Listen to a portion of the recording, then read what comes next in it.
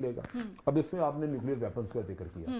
پہلی بات تو یہ دیکھیں کہ انڈیا کنونشنل سائٹ پہ انڈیا کی فوج بہت بڑی تھی اور پہلے ہی ان کو کنونشنل برتری حاصل تھی اور ہم ہمیشہ دفاعی طور پہ اپنے آپ کو تیار کرتے رہے کہ اتنی بڑی فوج اگر اس کو فیس کرنا ہے تو ہم اتنے دفاعی طور پہ مضبوط ہوں کہ اگر ہمارے علاقے میں کوئی آئے تو ہم اس کو نکال سکیں.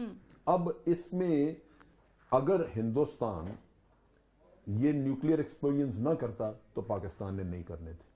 مینز یہ بات کافی حد تک درست ہے کہ موٹیویشنل فیکٹر ہمیں اپنے ہمسایہ ملک سے ملتے ہیں. دفاعی ریس کا نہیں ہے. یعنی ہم ریس ڈیفینیٹلی نہیں کرنا چاہتے. We are not in this race.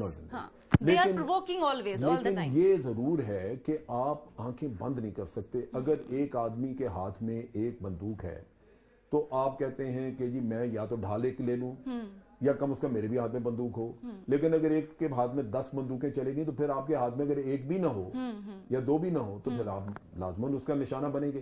تو اس وجہ سے ہم نے یہ ذہن میں رکھا ہمیشہ کہ ہمارا چونکہ کوئی اگریسو ہمارے ڈیزائنز نہیں ہیں.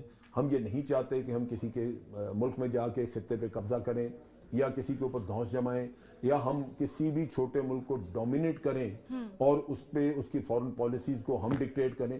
یہ نہ ہم نے سوچا ہے اور نہ ہی میں سمجھتا ہوں ہماری پالیسیز میں کبھی یہ چیز رہی ہے. صرف جو چیز رہی ہے جو امپورٹنٹ ہے وہ یہ ہے کہ جو بھی ہمسایہ ممالک ہیں ان سے تعلقات بہتر رکھے جائیں.